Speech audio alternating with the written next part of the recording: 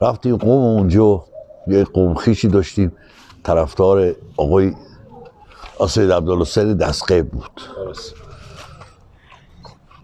آقا خدا بیامرز میگفت که این حاج عباس کلش به قرمه سبزی میده، خاطر که مخالفت با حکومت شاه میکردن.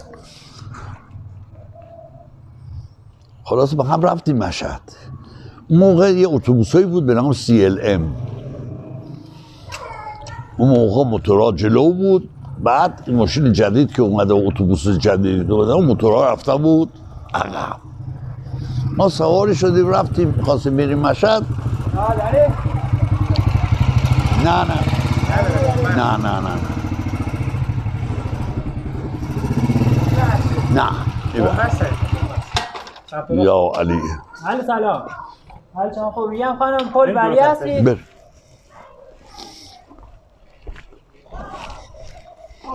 اینجا بهتون گفتم.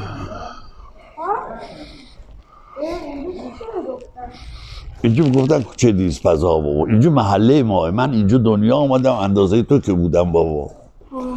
یعنی الان راه میریم تو خونه شما؟ بارکالله.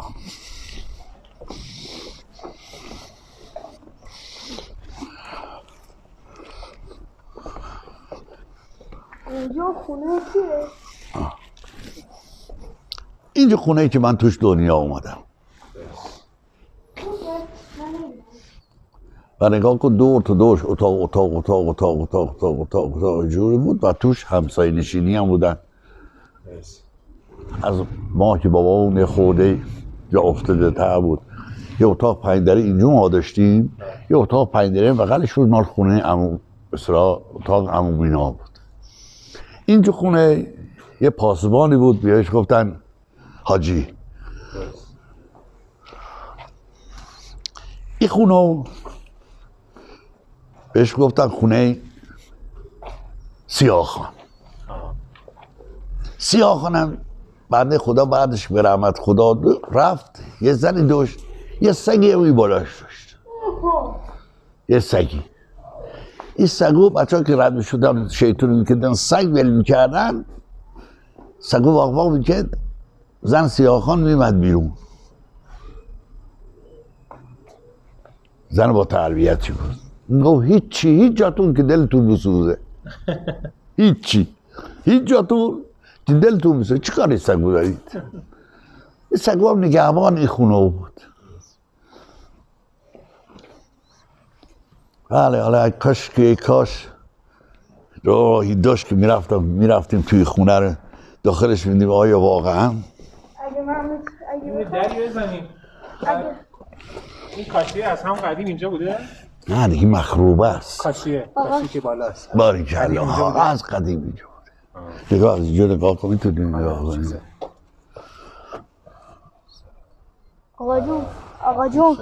آقا جون اگه دلت میخواد میتونم با لگت داره واکنم. نه اون بر اینا دیگه همسایه هایی بودن که با اون زندگی میکردن. ما یه خانم آسد مهدی بود که خونش اینجا بود، با بهش گفتیم خاله. یه امامزاده هم اینجا هست؟ بله نه در سبزه. اون موقع نبوده شده؟ درست کردن حالا جدیده از چیزایی که درست کردن. مثلا میکردن یه سنگ پیدا میکردن، درست میکردن، ولی چیزی نیست که مثلا میگید واقعی داشته باشه یا تاریخی داشته باشه، کنیه‌ای داشته باشه، فلانی داشته باشه، کاغذی کتابی داشته باشه. نه نداشته.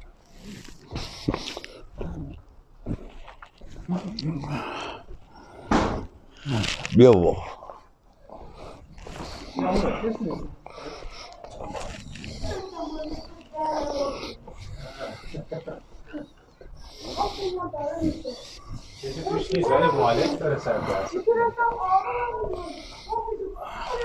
تنها آدم معروف که تو اینجا بیشتر پدر ما بود که بزرگی محل بود. بارکالله. حرمت خیلی زیادی داشت. آها این هم خونه حاج مومندی بود. چی؟ این برنجکویی هم مال ایشون بود و مال خانواده‌اش بود. اینم خیلی آدم محترمی بود. اینم انسان خوبی بود و بچه‌هاش هم همه به جای خوب رسیدن. بچه‌های با تربیت و با ادب و با کمالی داشتن.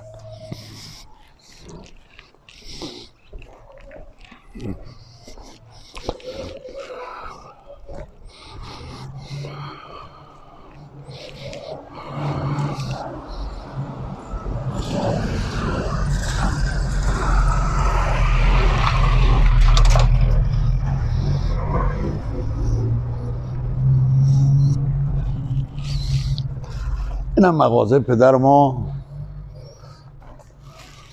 مشتی یحیی یا یحیی سیبیل که مردی بود که اینجا با قول گفتنی کت خدامنشی را مینداخت. هر کسی به هم اختلاف داشت، اختلافات شد، از زن و بچه زن شوهر با هم اختلاف داشتن، به اختلافات شد رسیدگی میکرد. هر کسی لاتلوات بازی اینجا در میبرد.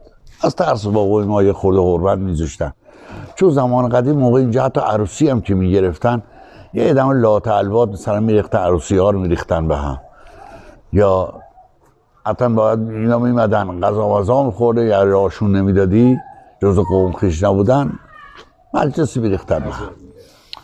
بنده خدا توی محلم هر کی میخواست عروسی کنه پدر ما میگه پدر ما پاشو میذاشت تو اون مجلس دیگه کسی جرأت لاتلواتی نداشت. اما از هیبت که پدر ما داشت، هیبت داشت، حرمت هم داشت. همین لاتولوتا خیلی حرمتش میذاشتن. ولی بازارچه حاج رجب چرا اسمش حاج رجبه؟ چجوریه؟ میدونی اطلاع دارید؟ حاج رجب یه آدم بود مثلا عین بابای ما ولی مال نسل قبل از پدر ما بوده، قبل از پدر ما بوده که این مثلا به این محل به نام ای ثبت شده. این قسمت هم مثل بودید کاروانسرا بوده؟ بله اینجا یه در خیلی بزرگی داشت.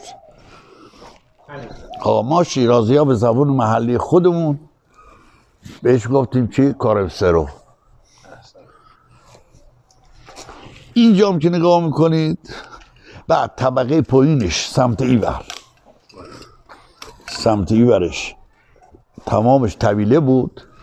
یه الان اینجا که الان جاش خالی کردن این قسمت سر تو سر تو بری اونجا اتاق بود طبقه بالاش که روستایی ها میمدن حیواناشون خرشون و اسبشون میبستن اینجا و خودشون میرفتن طبقه بالا میخوابیدن. یه مقدار زیادی هم اسب بود. یه نفر خانی بود تو شیراز به نام آقای افراسیابی. آقای افراسیابی تعداد زیاد اسبای خیلی قشنگی داشت که اومده به پدر ما گفته و اسباش میبرد اینجا. یکی از چیزای دیگه که آقام انجام میداد مثلا خرایی که بندن یه وقتی اینجا پیر بودن و فلان اینا دیگه روستایی ها میفروختن. ای بشناسی سیروس قهرمانی میمد اینجا پهلو بابای ما رفیق بابامون بود. بعد پهلو بابای ما از خرای پیر و اینا رو که دیگه قابل استفاده نبودن ازشون میخرید و میبرد تو همون باغوشی که داشت اونجا شیر و فلان و حیوانای مختلف که داشت این غذاشون رو تغذیه میکرد به وسیله همینا و به وسیله پدرم. این مغازه مال آقای هنرپیش است. فوق‌العاده مرد اقتصادی و مرد کله داری بود. هرچی این کلش از نظر اقتصادی کار میکرد بابای ما همش دنبال به قول گفتنی دو خونه من او دنیا. این آدمی بود مغزش خوب کار میکرد. بچه‌هاش هم ماشاءالله همش دکتر و مهندس و فلان و مثال و چیا و خانواده خیلی خوبی داشتن بچه‌هاش. یکی از پسراش آقای دکتر هنرپیشه الان تو شیراز معروفه. یه خونه خیلی خوبی هم اون زمان این آقا مثلا به پدر ما گفتن بیا اونجا خونه بخر، زمین بخر، زمین مفت تو خیابون همت جنوبی یا تو قصر و دشت. بابا میگه من نمیخوام ولی رفت خرید. الان خونه رو هم پسر رو درست کرده یه قصری ساخته ها خیلی خوشگل تو همت جنوبی. خانواده خوبی بودن.